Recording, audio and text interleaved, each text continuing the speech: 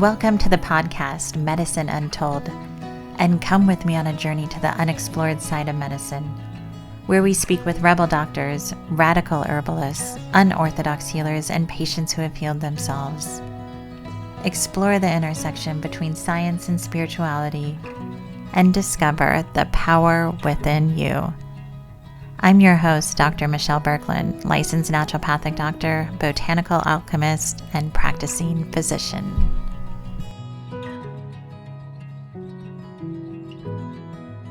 Welcome, everyone, today. Today we have Ramsay Taum with us. So welcome. I'm so excited you're here.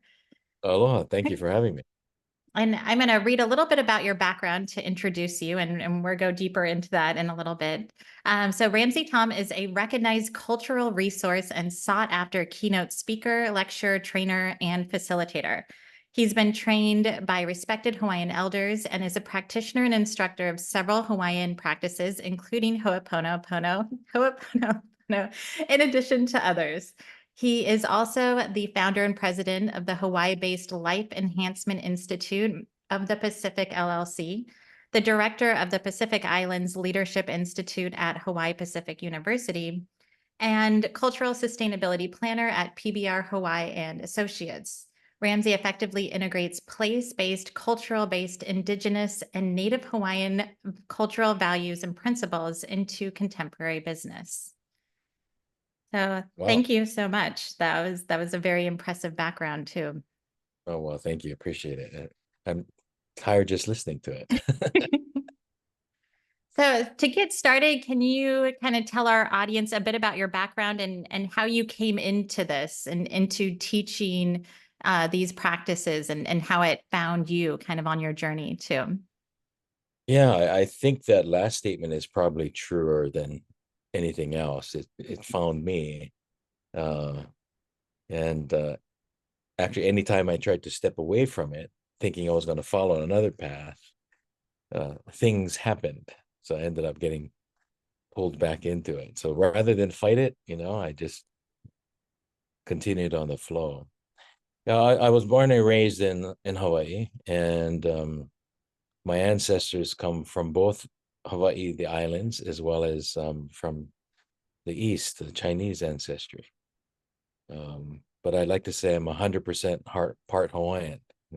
My cultural upbringing fundamentally has been in what we say Kanaka Maoli, the Hawaiian culture.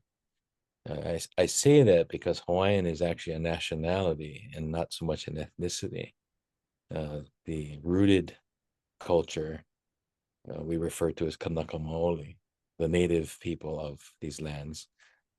So with that upbringing and really been immersed in various components of the culture, although I was raised in the American culture because, of course, the United States and the state of Hawaii represent that frame and that concept. But deep underneath all that is the Kanaka Maoli Hawaiian culture. And I was fortunate that I had grandmothers that lived that way. They lived the culture and their being. And then I also attended Kamehameha schools, a school that was created for Native Hawaiian children by the Princess Bernice Pauahi Bishop, so that we would have a good education. And it was during these times and this upbringing that we began to see that while the community was trying to get us to assimilate, right? There were parts of our culture that were staying alive, being practiced and maintained by particular families, particular elders, kupunas were required, as I would say. And so I was fortunate at some point in time to be engaged with it. And they saw that I had an empty coconut that needed to be filled, and they proceeded to do that. More so because I was probably the last man standing. Everyone else went out to play, and I was still in the room with them. And I was close enough for them to grab, and they grabbed me, which I'm so grateful that they did. But it was really a reciprocity agreement. unspoken, by being there in service to them, which is part of our practice, caring for our elders. Um, I had the good fortune of learning from them. Not so much that they were specifically teaching, but sharing. And I think that kind of leads into your other question about how I got into the teaching component. I really don't consider it teaching, but really sharing. And as a result, hopefully people learn things. And so it was that tradition. And eventually it led to the work that I'm doing today. Interesting. So, so it kind of started with the elders you were around, with your grandparents, and then you met different elders kind of on your journey, but it wasn't official trainings. It's more like you aligned with them and then learned from Yeah, them. there was always an interest there, but you see, I grew up at a time when Hawaii was just becoming a state, 1959, 1960, that period. So there was a concerted effort, really, to move away from or not highlight Hawaiian culture. Actually, my grandmothers come from a time where they didn't want their children, my parents, um, or that generation, to speak the language or to even consider that. It was about becoming part of the American fabric of things. So even the language, I couldn't listen to the language unless I was hiding outside. I could hear my Hmm. grandmother's to her friends, but the minute I walked into the room, they would quickly revert to English. And so it was a difficult time for the culture because there was a time when it was illegal to speak the language. It wasn't until 1978 Wow. that we began to see the revival of some of these cultural practices.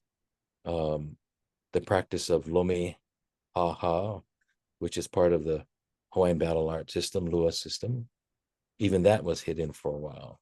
Um, the hula, most people knew about the hula, that had been revived early, but more so because of the visitor and tourism industry.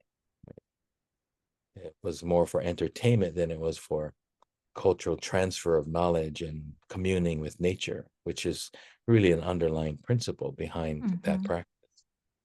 The battle system of Lua, which I'm also a practitioner of, similarly, we thought, many of us didn't even know it existed. We thought it had been lost to time and antiquity.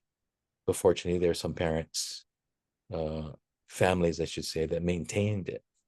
And then Ho'oponopono, this practice of making right and putting things into proper order, similarly, was being taught by certain individuals and families, really more as an internal family mediation process, uh, which brings about healing at many levels: physical, mental, spiritual. Um, but all of our practices were considered, taboo or kapu, things that you just didn't talk about. So it wasn't until I began meeting and being around these kupuna, these elders, that began to see that it was still very much alive, that we aren't a dead culture, something you see in the museum. But we are a living culture, which was very important to us and to myself to help not only restore it, revive it, but to make sure we perpetuate it. So this entered into many places in the world of business, in the world of legislation and policy making, to make it really part of our daily life. So culture isn't something you do on weekends. Hmm. You know, honey, I'm going to do my culture thing and I'll be back tomorrow, right? If culture is what it is, it's part of our life, it's living, then it should be integrated in our daily practices. And to a certain extent, Ho'oponopono is that. It's a way of being. The process and practice of Lua, it's also a way of being, as much as it's a combat battle system. The principles, the values, the intentions are things that you live on a day-to-day basis. And with that comes health, prosperity, happiness, and all these other things.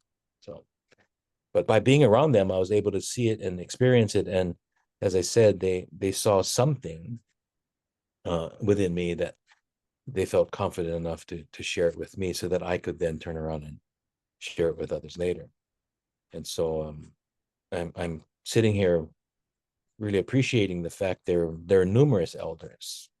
I would say between 10 and 15 that at some point in time came into my life, or I into theirs, and they began to share.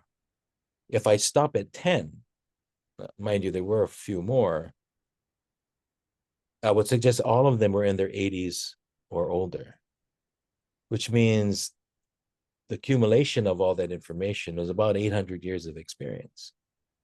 So I had the fortune of being around that and around individuals who had really succeeded as far as the external parts of their lives. So they were really in what that Maslow talks about, that self-actualization stage. And so to be around them at a time when they were willing to share was quite important. So I call it fortune as much as it was just opportunity. So I can say I didn't anticipate or vision being where I'm at today, here talking to you about these things. But it was just a matter of course, and being in the right place at the right time. Yeah, or your energy attracting their energy, and them kind of choosing you, and you choosing them definitely for this experience, and sharing this knowledge to a larger group, which Yeah, I think is pretty yeah. amazing that you can do now also, and getting that knowledge and that sacred information out to people in a way that we can understand it, and cherish it in that way too, is pretty amazing. Well, like I said, I am grateful because in hindsight, when I look back, um, I'm seeing now where early on there are downloads, there are things that are happening, um, little things are positioning and putting me on a trajectory to do these kinds of things. It wasn't a conscious, but it was a flow, right? Staying in that flow. Hmm. And so I can go back and look and say, wow, this is not what I intended, but I guess it is, right? Yep, Because yep, you end up where you end up. And exactly. so it's been quite a journey. It's not over yet, and continue to, invite other companions along the way when we can. Right. And can you tell us a little bit more? So I was listening to you explain different theories about Hawaiian culture, and there's a lot of depth, and I know a lot of discussion between these, but I wanted to hear a little bit about how you describe the term mana and what that means in Hawaiian and Hawaiian culture, and kind of set the Yeah, stage for that so people can understand the essence kind of behind it. sure. I'll start broad and come in. I mean, in biblical stories, they talk about the tribe of people walking across the desert, right? Being fed by manna, the gift of God, life energy, this food. Well, the concept of manna is not so different. mana, manna is this notion of life force, life energy that's in all things. It's in us. The Chinese might refer to it as chi. The Japanese might refer to it as ki. Others prana. Basically, that life force energy that is in all things. Um, and so mana is a big part of the understanding of health, but also of life at large. Um, when we talk about electricity, the power that runs through and runs all things in terms of machines. Mana is kind of like that. It's in all things and it runs all things. Um, so it's can be considered. I like to say the notion that one is in and one is out. It's a balance. Ma is the feminine nature or the negative polarity, while Na is the masculine or positive polarity. And the interchange of these two energies, soft and hard, in and out, light and dark, those principles of yin yang, Hmm. uh, they're constantly in movement, they're in play. So there's never more than one or the other. But they're always in exchange. So you're looking for equilibrium, not equality. So sometimes you're more ma, sometimes you're more na, and if you're living health with health in mind and proper balance, that is always going back and forth. And that revealed in your health and your thoughts and your behaviors and practices like that. And it can be inherited, but there's also something that's within you. I mean, it's already there, but then it can be generated. And maybe that's a wrong term. It can be accessed in the same way that I'm not sure. Have you ever seen an image of a fish spouting water? Mm-hmm. So the fish isn't creating the water, right? The fish is Mm-hmm. accessing water around it through its gills and spitting the water out. Well, mana's similar. We're in mana. We're swimming. It's all around us. It's in us, but it's also all around us. And so it's a misnomer to think that we're generating mana any more than we're generating air. We're in the air, oxygen. You can either accept it or not. So you access the air, the oxygen, and similarly access the mana. Now, depending on how well you are accessing it, you have more or less of it. And when you're in dis-ease and disorder, illness, you could say that you are low in mana. By eating the right foods, doing the right movements and exercises, you begin to improve the system's ability to access as well as distribute that mana. So it is something that's accessible to all, and we tend to make it very mystical, but in reality, it's just part of who we are. It's what helps our hair grow and our eyes blink and our hearts move. Um, it's all part of that. So it's not separate from us like many people want to make it. We have to bring it and go get it, but it's really a part of us. And once we understand that, then we can learn to access it and recognize it and utilize it better. And so it's almost it's keeping the balance somehow too. So it's not having like an excess of something or a Right. like not enough of something, but it's keeping that balance and keeping that flow at a certain rate too. Because if you have, is there an issue if you have too much or too little, or is there a like a negative and a positive when it comes to that energy, or is it Yeah. um Yeah. Again, if we look at it from that standpoint as polarities, ma mhm. and na, one soft, one hard, one negative polarity, one in positive polarity, and that's neither good or bad. That's the way we place weight on those terms, right? Right, right. But one is receiving and one is giving. Um, so much like the parasympathetic sympathetic system, when that's out of balance, if you're not sleeping enough, you're always up, something's going to occur. Your adrenals are going to burn out. So those are probably good ways of looking at them in the contemporary space. Is that Mhm. your parasympathetic sympathetic system needs to be in balance so that you can amp and run when you need to, or you can sit and relax when you need to. And the more you have the ability to control that and manage that consciously, then you're probably in a much better position to manage and maintain your health. Many of us, however, aren't aware of that, right? So we fall victim not to anything else external, but to an internal inability to manage and know our place, which is our home, where we live. Right, right. And it's Yeah. odd because we should be living here, and yet when there's a disorder or disease, we leave here to go somewhere outside to someone who lives outside to tell us what's going on inside, right? Right. Yeah. Which is kind of awkward, right? So I'm going to my neighbor's house to find out how to clean my own. It just doesn't, there's a disconnect there. Mhm. Right? So mana is like that. So I like to say in this world today, it's how to monetize versus just monetize. I like that. I like that. I mean, I think like the definition I always use for health is balance, right? It's not, it's always keeping everything in alignment and balance. The same thing kind of with finding peace rather than happiness or avoiding sadness. It's staying in the middle, or staying in the middle Yeah. of the circle, keeping Yeah. the And I balance think with you can, everything.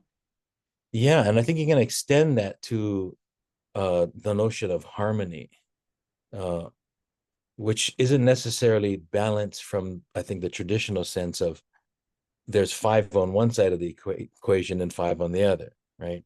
That's the way I think most people look at balance, at least in the Western principle, uh, because balance is you have five and I have five, you have 10 and I have, that's equality. But we Hmm. know the body is changing constantly, right? There's a temperature fluctuation, and then something happens to either bring it back down or meet it. That's what we talk about equilibrium. Much like the ocean, in order for the environment to be in balance, the tide comes in and the tide goes out. It doesn't just stay in and it doesn't just stay out. So there's always a movement, and being in sync and synchronizing with that movement is harmony. And that's where balance is. And if I'm there at the wrong time, I could be crushed by a wave. Well, it's not the wave's fault, right? It's just I Hmm. did not plan or prepare myself for that energy. Now, if I bring a surfboard, then I might ride that wave rather than get crushed. There's peace and harmony, right? So Hmm. at that point in time, it's being responsive and recognizing conditions and adjusting and adapting to those conditions, um, with mindfulness and awareness. And many of us just have either lost or forgotten the practices and the ability to be aware and to be Hmm. mindful. So I think more and more of us are waking up to that and are trying to come back to that, um, beingness, being present, being in yourself, being in it. I like to tell my students it's all an inside job. Right. And it really is too. Yeah. So kind of with that, can we transition, and can you kind of tell us a little bit more about the practice of Ho'oponopono and what the real meaning is? I think especially today that name and the practice is around quite a bit, but I still think there's a lot of confusion, or somehow the depth gets, lost kind of in the mix here. So I think this is Yeah. a perfect question to kind of ease into with that. Well, thank you. Yeah, so the term or the word is ho'oponopono. So repeat that with me. Ho'opono. Ho-oh, honum, Pono. pono. Ho-oh, Ho'oponopono. pono, pono. Right. And it's pono is the word for proper, correct, appropriate, integrity, if you would. It's a larger condition. The word ponopono refers to the ability to see or to measure when things are in proper order, balance, and in harmony. So the example would be opening your kitchen drawer. I think most people, at least in this part of the world, are familiar that open the kitchen door and there's a tray, and that tray is where your forks, your spoons, and your knives. So that helps you to see that everything is where it's supposed to be. In health, we look for vital signs, heart rate, blood pressure. When they're in the right place at the right time, I can measure it. We can say, things are pono pono. So when things are pono pono, then everything else above that is pono. So my forks and spoons and knives are in the right place, pono pono. That means my kitchen drawer is pono, right? Okay. So the word ho'opono means to behave correctly. So after I wash my dishes and have my meal, I clean, I wash, and I return the utensils to the drawer, the spoons and the spoons and the forks and the forks and the knives and the knives. That's ho'opono. So when you behave ho'opono properly, you will see the results of your work, pono pono, and now you know that you are pono. See the order? Mhm. So Ho'opono behavior is measured by a Ponopono method and assessed and described as Pono. Pono is the condition that we're all trying to achieve, to be in proper alignment with the world around us, the spirit, physical, mental, and emotional, and our relationships. That would be Pono. Now, when you find that your forks and spoons are not in the right place and everything else that's lost, your keys and your license, and you find them scattered about your drawer, that is what we call Pono Ole, the absence of order, or a ole Pono, improper behavior. So when someone is behaving improperly, a ole Pono, or the condition is Pono Ole, out of balance and misaligned, there is a method now to restore that alignment. And that method is called Ho'oponopono. Ho'o is the concept of combining, putting things together, bringing them. It's an action word. So anytime you say ho'o before something, you're putting it into action. As ho'opono is doing the right thing, ho'oponopono means to put it into proper order. So ho'oponopono then is really the term for uh, alignment, the act of putting things into alignment, again, into their proper place and to restore order. It is not, however, the idea of fixing. It's about healing. And it's important because we live in a world that really comes out of an industrial age where we relied heavily on mechanics and technology and technicians to fix things that are broken. But the human condition isn't we're not a thing that breaks. We're in dis-ease and disorder. So a technician, a mechanic, isn't what we need. We need a healer, a physician, something that helps us inside out versus outside in, which most mechanics do. They're outside the thing and they work on it. Mhm. Whereas a proper healer works with you from the inside out, whether we're changing your chemical makeup or your uh, mental thoughts and emotional focus. It's always an inside job, facilitated by someone trained to do that. So the Ho'oponopono practice is about that. How do you restore alignment first to one's own internal family, your spiritual, mental, and emotional family within you, which is what our process recognizes. And it's a process. It's not something you do to people. Right? It's not something you do so I'm not going to come in Ho'oponopono you, right? Pull out my gun and fire Mhm. my Ho'oponopono bullet at you. Um, but it's a practice that each person does with guidance from someone else until they can do it on their own, to realign those things within us. And once we have an alignment there, then we can start aligning with things elsewhere. So the process of Ho'oponopono really is about aligning to the one, the one condition, the preferred condition, proper health, proper order, proper relationships, etc. Now, Ho'oponopono is also known as a forgiveness process. Well, forgiveness just happens to be a process of realigning broken relationships, right? Or a misunderstanding. So once again, at the end of the day, Ho'oponopono is about realigning, putting things into proper order. Now, when I said it's not fixing, what I mean by it's not just fixing a problem. It's actually creating a condition where the problem no longer exists.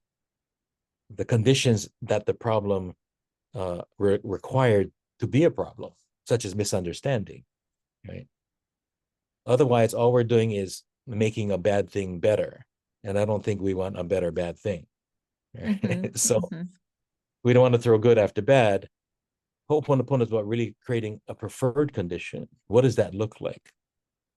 So rather than going to a conference on conflict resolution and trying to resolve the conflict by bringing it into the room and then pushing it out, it's like bringing an elephant in and trying to spend the rest of the day pushing it out of the room. How do we create a room where the elephant doesn't live anymore? right? So rather than focusing on the problem, focusing on the preferred condition. And as a result, the Ho'oponopono process really begins to remove the criteria or adopt a criteria that allows you to be in the preferred place rather than living better in a bad place. Does that make sense? Right. So Many people, it's yeah, fixing within and going within for everything and saying, where is this out of alignment? What belief, what energy pattern, and removing that within. So then it's not a constant, even if that's it's correct. not that elephant, it could be another elephant that's coming That's right. in. So, That's right. Yeah. So there's a tendency to look at the problem as an external thing. But the reality is, whatever we're feeling is an internal thing. And so if I'm having an emotional issue, to place blame on something outside of us misses the point. So when we say, you make me feel this way, at the end of the day, I feel this way, but I place the responsibility of how I feel on someone else. It's taking responsibility for this is the way I feel.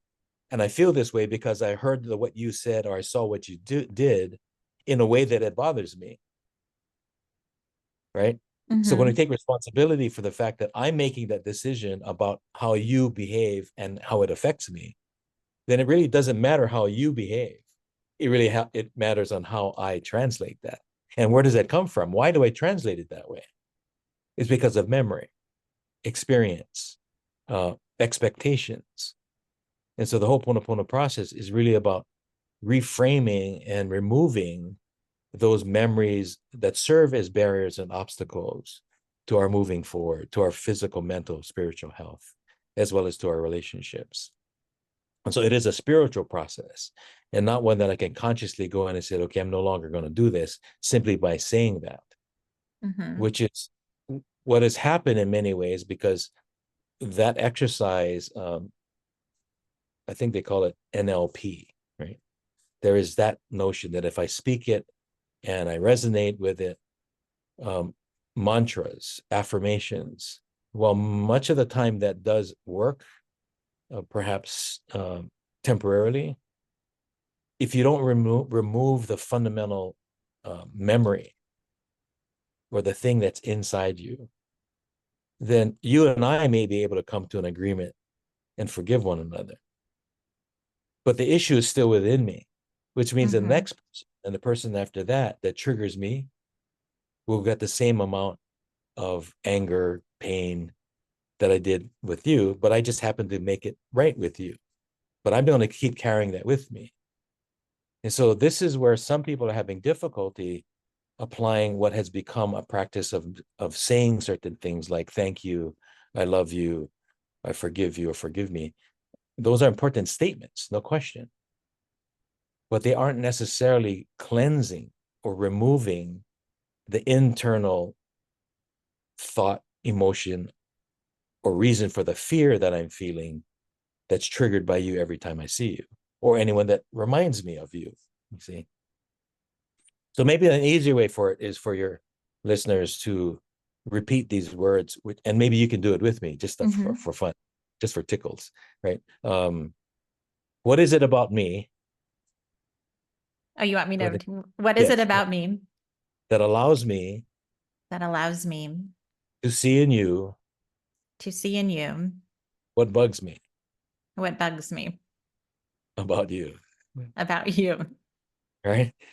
So if each of us were saying that, what is it about me that's allowing me to see in you this person, this condition? What causes me to be bothered by that? What is it about me? What did I bring to the situation that every time I smell, hear, taste, touch, feel, and experience this, that, you, them, that I run, I hide, I freeze?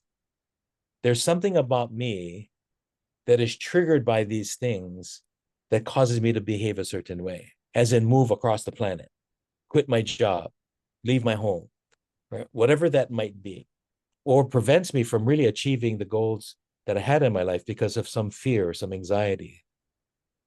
Because it's not those things. Mm-hmm. I had a student come to me and say, Kumu, I have a problem with her. I have a problem with him. I have a problem with them. And they proceeded to ask me what I thought. And my response was, you have a problem. The common denominator in all of those things for that person was, I have a problem. In our contemporary space, we would often say, you bug me. When the Mm-hmm. Ho'oponopono process is, what is it about me that allows you to bug me? Okay? Because that places a greater ability within you to take responsibility for that, as well as to release that once you understand what the process is.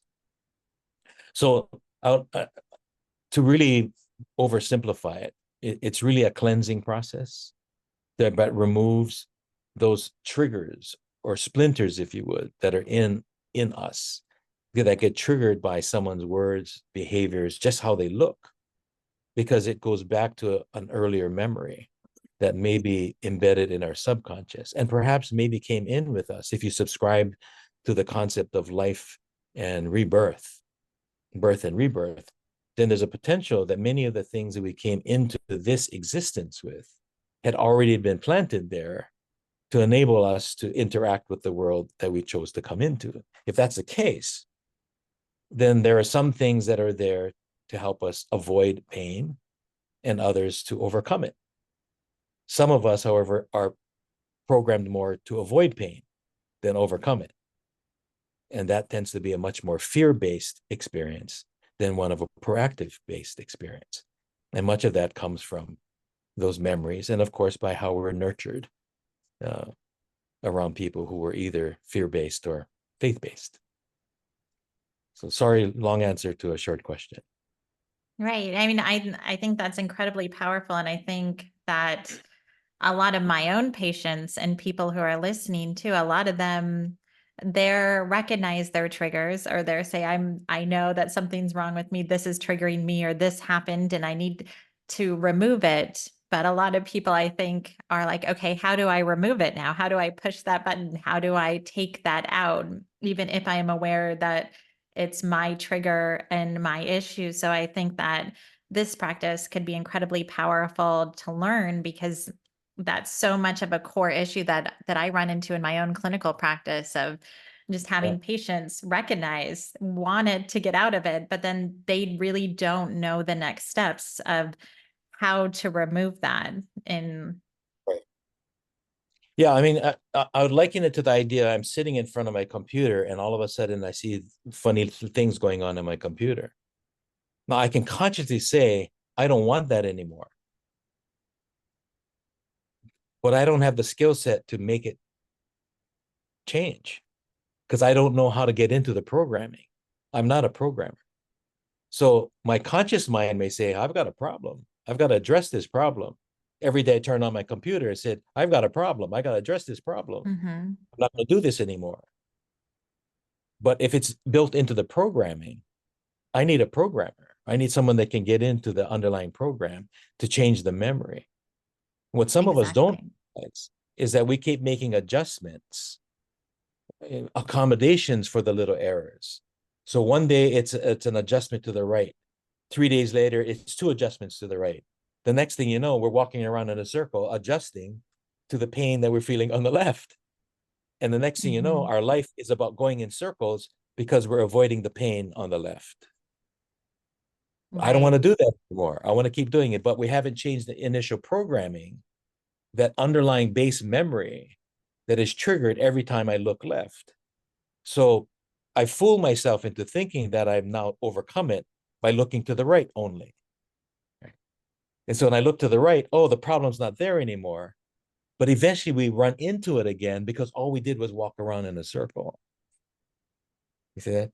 And I Mhm. keep telling myself, I've taken measures to avoid it, therefore it doesn't exist anymore.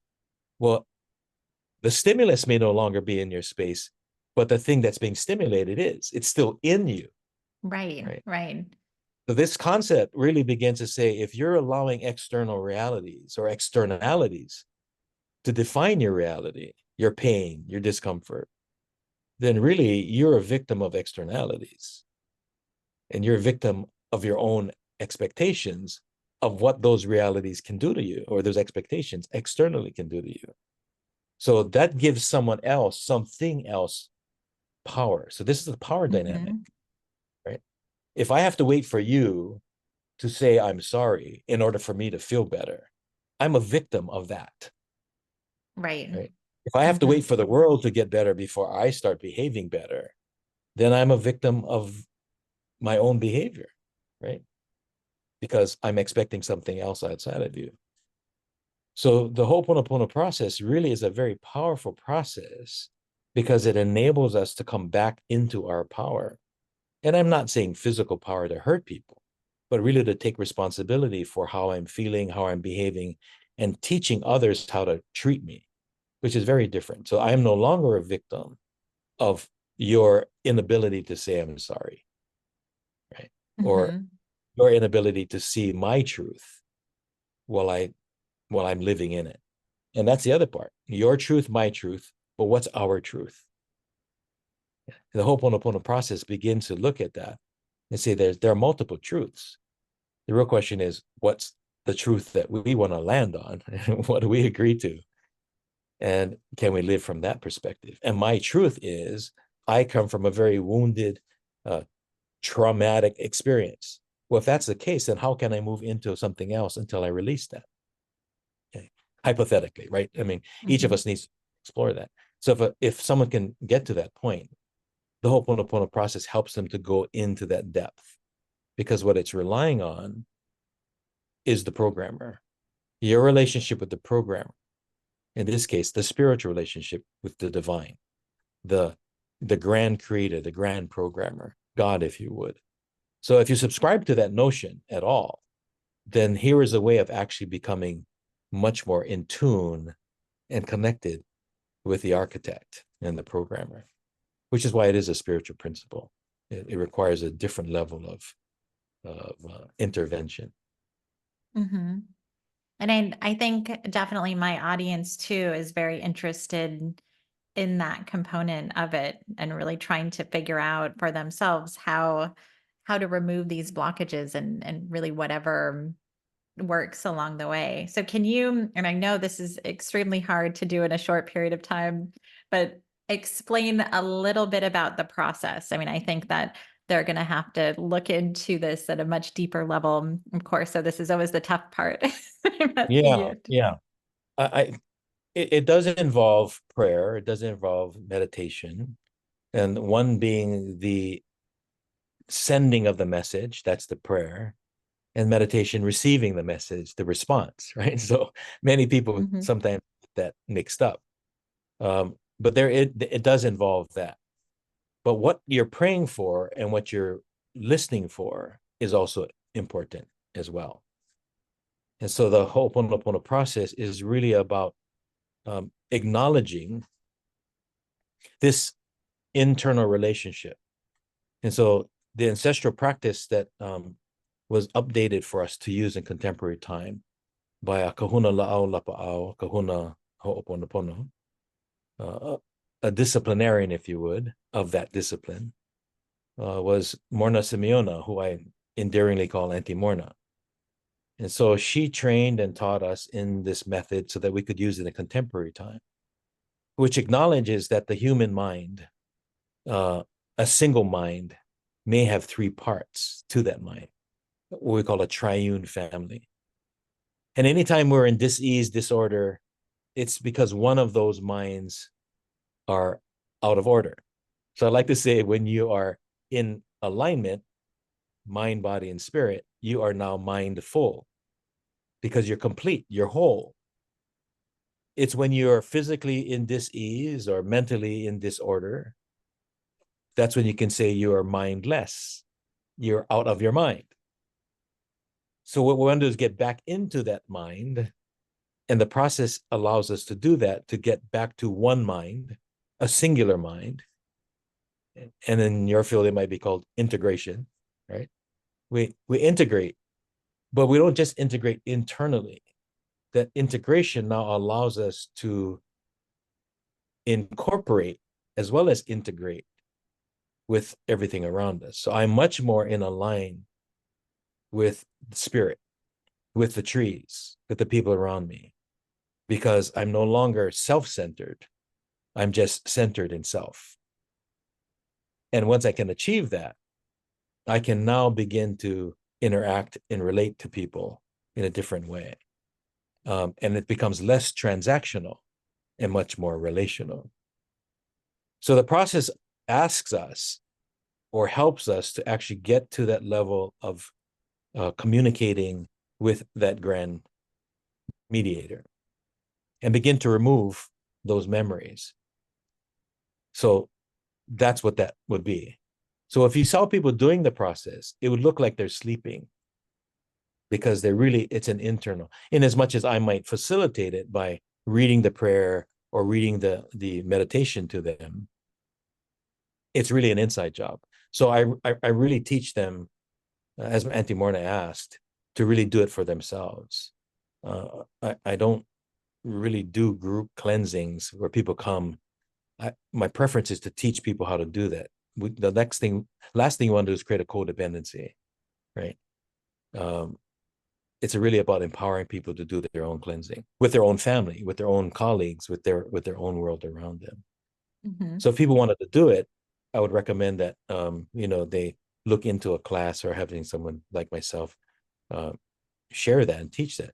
Once they go through the experience and continue practicing it, then they become their own healer, as they should be anyway, right? Exactly. So are you still offering one-on-one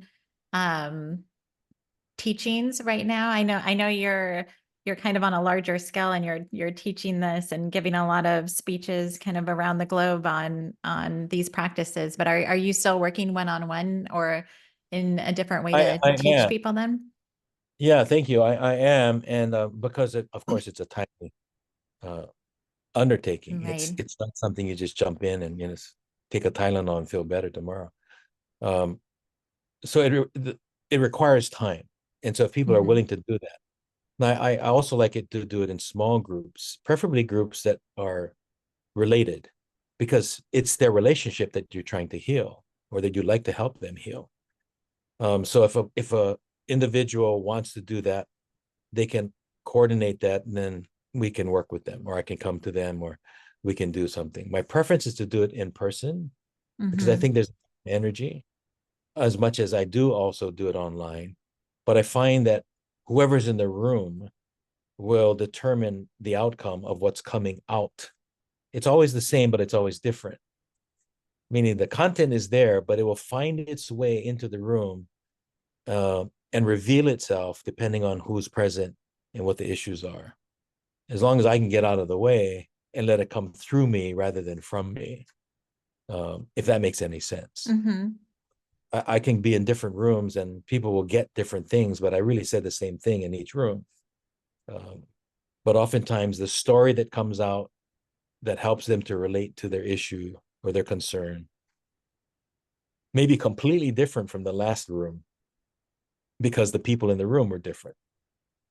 And so I like to say that this is your healing. This is the individual practice. Consequently, it's customized for them in that way, Mm-hmm. right? Yeah. So one-on-ones are helpful, especially with people who really want to delve into a deep understanding rather than just learn the mechanics. I just don't like teaching mechanics. I really want Mm-hmm. to share the meaning. And once people find deeper meaning, then I think they find it easier to embrace and do on a regular basis or as they need to, right? Mm-hmm. Which I think is important. Ho'oponopono is a way of being. It's a when you're on default, the default mode is I'm sorry, right? Or let's make this right, rather than allowing it to fester or turning away from it. So in that way, Ho'oponopono is a way of being, my default practice. If I can live a life of pono, do the right thing all the time, but we have a frailty. Sometimes we miss it. Well, I always have Ho'oponopono there. And so how do you like so basically what you're saying is like with this it's you're just your awareness has changed. You're always aware of kind of how you are in the world and if there's an imbalance, you can utilize this to Yeah. rebalance it. And so like for you in your daily life, how do you use this? Do you take time and set aside every day to do the practice, or is it more you can utilize this throughout the day as it comes and kind of Yeah, continue on it's that way? thank you for that. My process has evolved, but because it's really a relationship that I now have with myself, but also with this with the spiritual guide, if you would, with divine. So anytime I feel or sense, uh, like the movie, the force is off, right? I feel a movement in the force.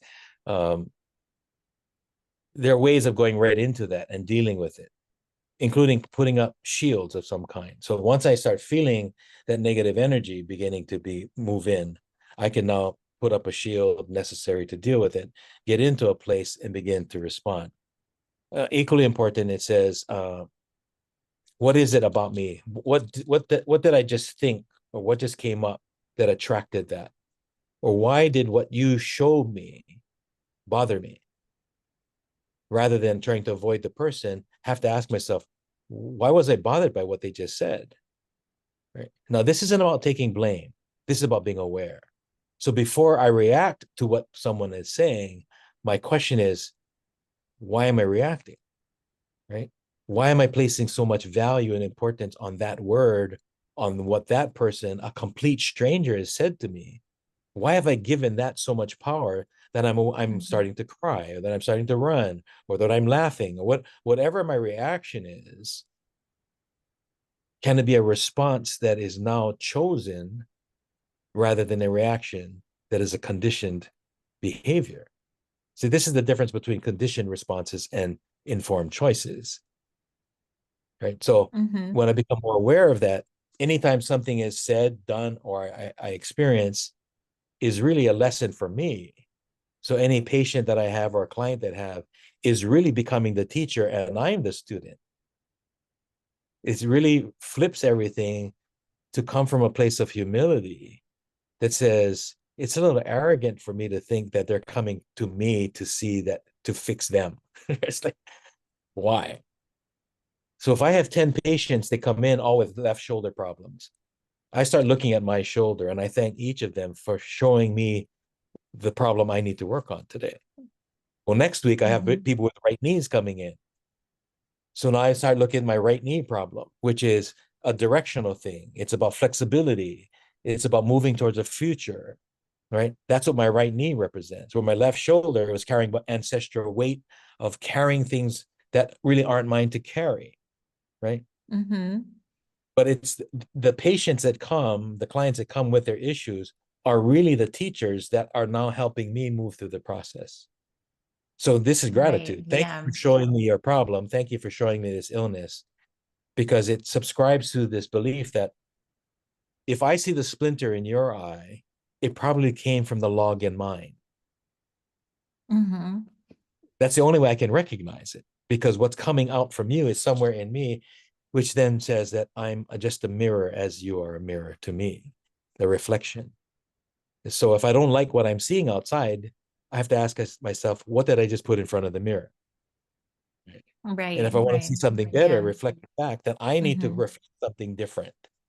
Mhm. Again, it's not about blame, but it's about programming. Our memory is that this came from our ancestors. This came from, and that could be yesterday. Time, as far as they're concerned, time is continuing. So when we refer to our ancestors, it's not someone 5 generations ago. It could be your mother. It could be your teacher, right? Who in Mhm. sixth grade called you stupid, right? That ancestor planted a seed in your mind. Right. Right? So we don't lock in on ancestors being a DNA ancestor, spiritual one, as well as a physical one. Anyone that had an influence on you in the past is an ancestor. Okay. Yeah. And I mean, that makes sense too, especially in this life and how things are influenced. That's right. That's right. Yeah, so that's part of it. And once I can get to that and I live that way, um, I can process that in a much more quicker way because it's kind of like having a filter. Oh, I'm not sure that's any different technologically when you put a an antivirus filter on your computer. Stuff is coming in all the time, but something's catching it, right? Mhm. Hopefully.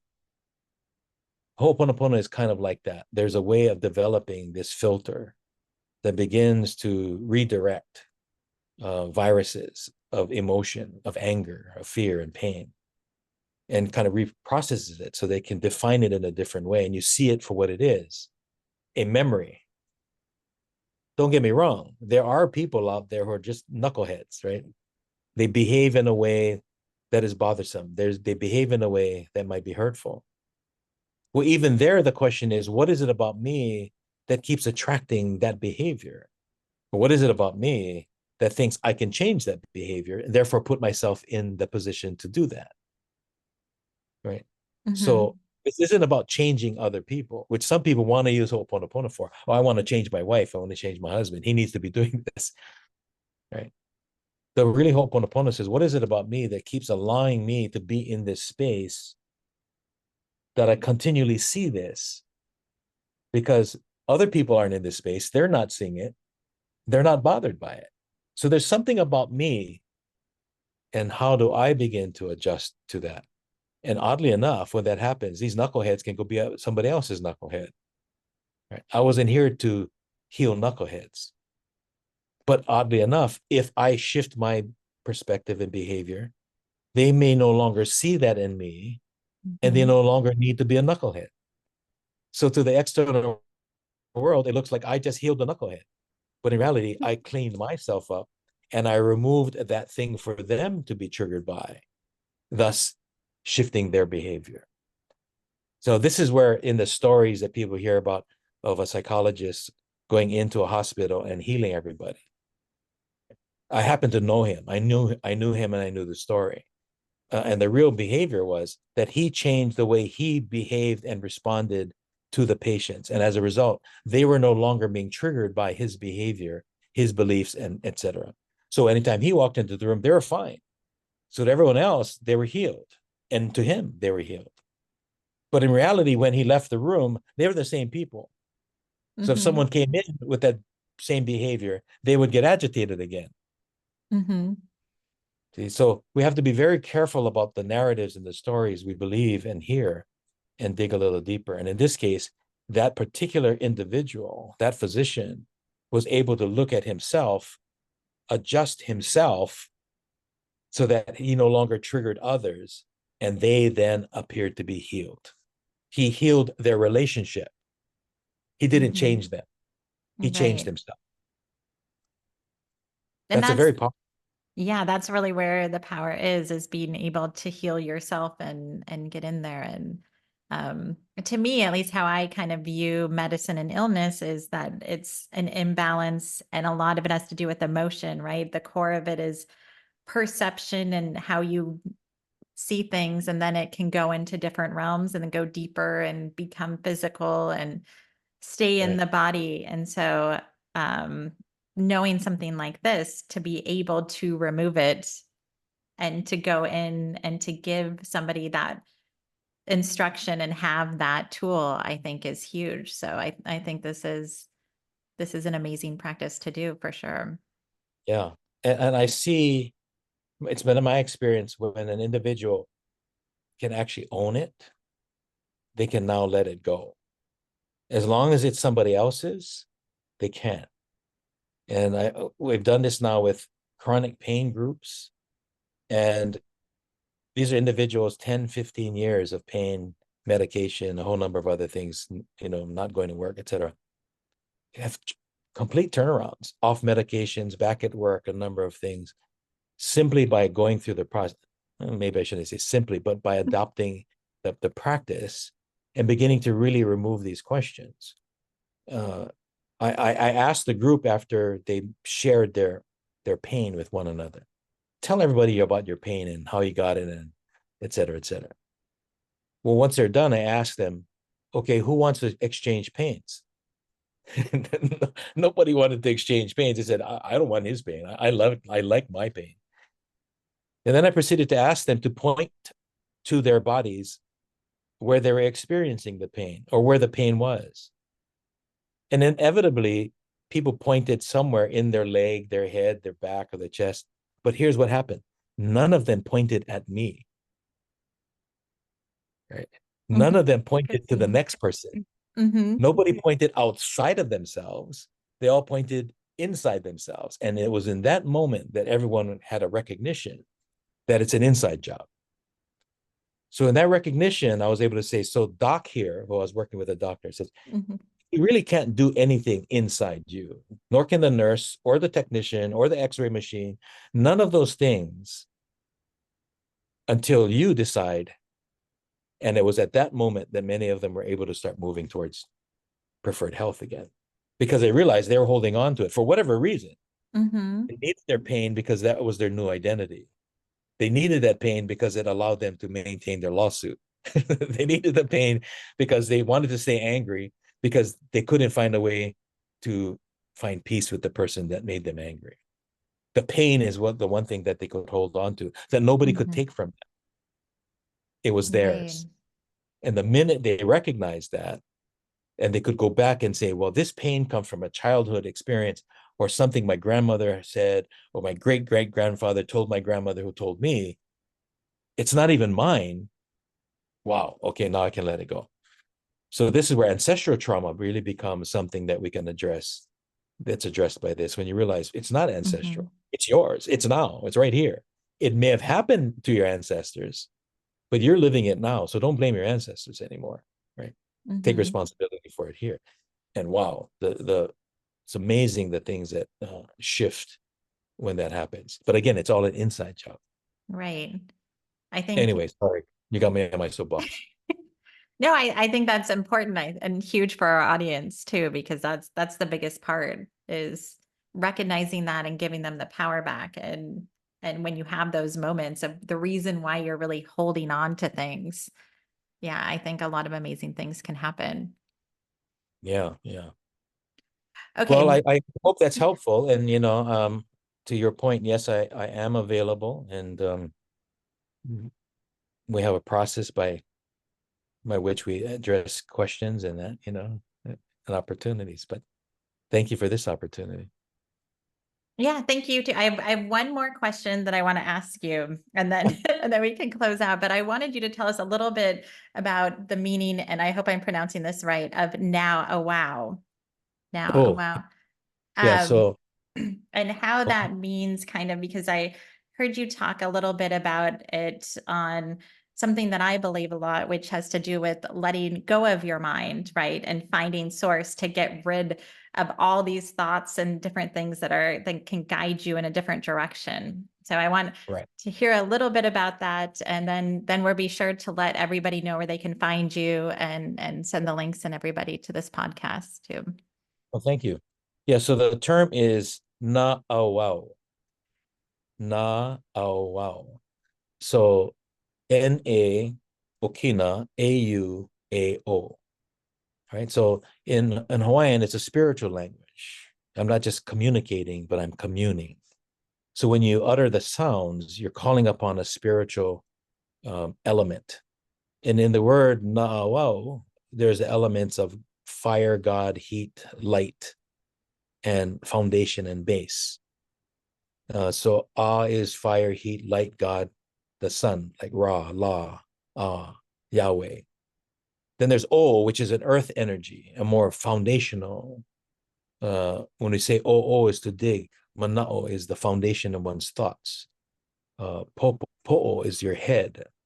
So O is a foundation, as in Ho'oponopono. All O's. It's all about getting back to the basics and the foundation. Well, Na'awao is the notion of an intuition, an inner knowing, uh, an inner knowledge. We can also say no, an awareness, but na'awao And those two or three root words in it. So na'au is the concept of intestines, like your intestinal fortitude. But your intestine is your gut. So oftentimes in behavior, it's like, well, go with your gut, right? Not with your head. Mm-hmm. And we now know medicine and science is telling us that yes, that the microbiomes in our guts, right, is actually maybe the first brain that's affecting the second brain. Mm-hmm. It's interesting how our ancestors kind of recognize this. But what does your na'au say? What does your gut tell you? So that is like another mind. The word na means plural, as in more, is also that positive, active energy in mana, right? So that is active. It's a plural na. Au is a reference to me, as in I am, right? The little I. Oau no mikaha'a, I am humbled. Oh, au. But in the spiritual reference, the definition of ao refers to your relationship to God. Au. When you say ao, you're acknowledging that you are a product. You are inside of that larger mind. Ao. Okay.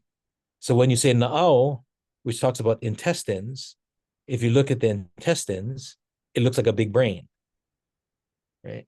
Mm-hmm.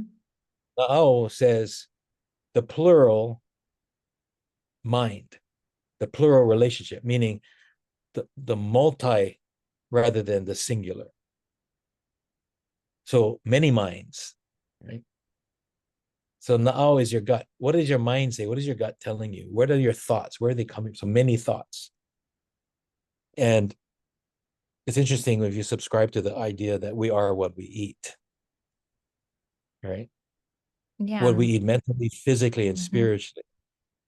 So everything you eat has its own mind or affects your own thoughts, including whoever was feeding you or whoever planted that plant or killed that animal or raised that animal. Their energy, their mana, their thoughts are in that. So if you eat that without cleansing it and removing, that is now in you, in your intestines. And absorption is what your intestines do. So you're absorbing all that mana, that energy, that memory. See how that works? Mm-hmm. So the last word in there is AO or AO. Fire, O, ground. AO is also the term for light. So we say from Po, darkness, to AO, light. AO is light or enlightenment. AO, with a little okina, is the word for education, awareness.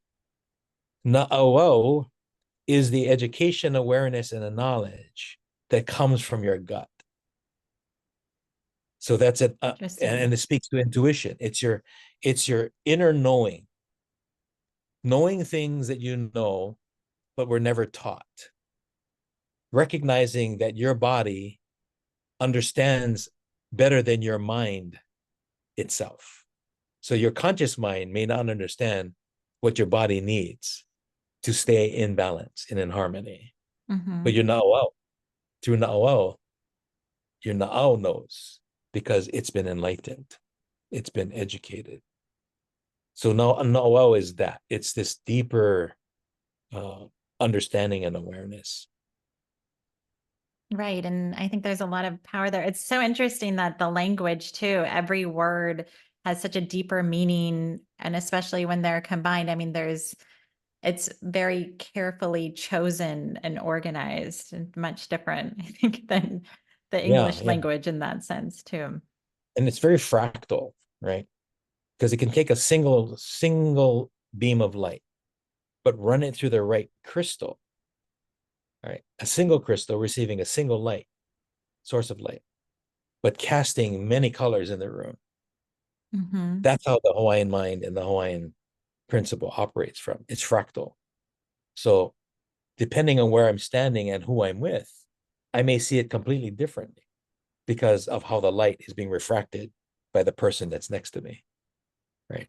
Right. And so Yeah. that goes to emotions. And so it says to be mindful of who you're with. Right? To be mindful of who you're carrying in your mind and in your heart, because they are all influencing how you're seeing the light. So I'm a Mm-hmm. fractal being, right? Right. And everything I'm experiencing is coming through a fractal. Now, at some point in time, how do I integrate all of that to a single light? Or am I able to begin to separate them, disintegrate that light, and begin to see the value in each vibration that I'm experiencing with the person to my left and the person on my right? That together we can create light. Separate, we create darkness. That's the concept. Mm-hmm.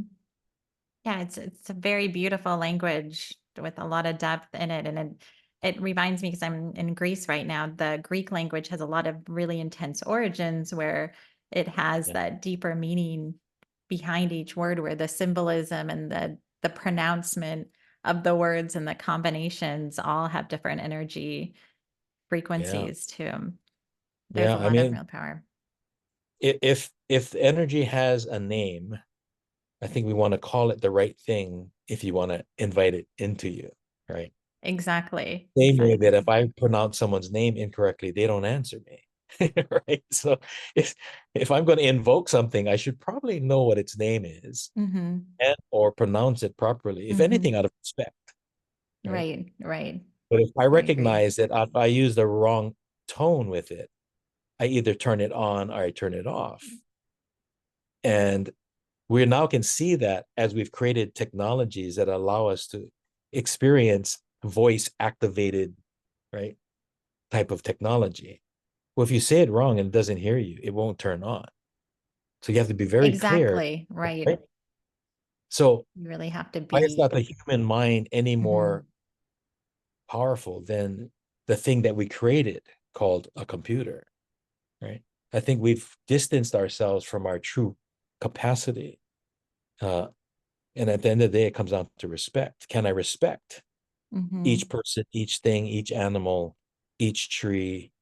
Can I respect it in such a way that it responds when I commune with it properly? Now, communing and communicating are two different things. Communing Mhm. is being present. Communicating is imposing my thought because I wasn't able to convey that just by my presence. Okay? Mhm.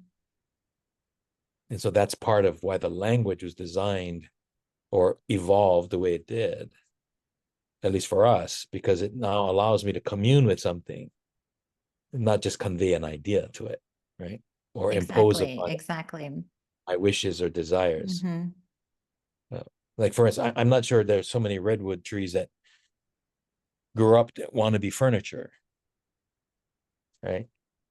We might see the furniture in the redwood tree, but the redwood tree never saw itself as a piece of wood that you're gonna, a piece of lumber.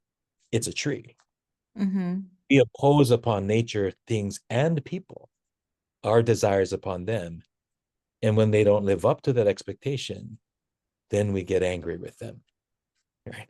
That anger then becomes an illness within us, which we're spreading to others. So this is a full circle. Right? It comes all the way back to what Exactly. we're Yeah. believing. What is it? How I treat others. I'm teaching them how to treat me by the way I treat them. Right? And all of that comes from me. It's a memory inside of me. So what is it about me that allows me to behave this way when I'm around you? That type of thing. And so that all comes back to a spiritual principle. The words we use, the thoughts we have, the emotions we carry. So I can close it with this. The elder Kupuna, that was my mentor, she would say that the seeds of thought are watered by the emotions of heart.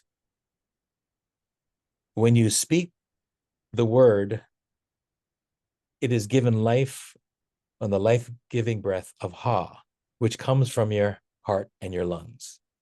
So be careful of what you think, what you feel, but more importantly, what you say, because you're giving it life the minute you open your mouth. Guard your thoughts, guard your feelings, but above all, guard your words, for we manifest that. And once it leaves our mouth, once it comes from my teeth, I can't get it back. See? Fortunately, we have Ho'oponopono to heal that relationship, but it's better to be pono and ho'opono. So things are ponopono. Right. Well, I think that was super powerful today, and I'm sure a lot of our listeners are going to seek you out to learn a lot more about this practice and to really go deeper in themselves too. And I'm definitely going to dig deeper into this myself as well. Thank you. Well, So, I appreciate the opportunity. Thanks for the inquiry. And so I thank you do very hope this much. is Okay. Thank you. all right. Thank you so much. Okay.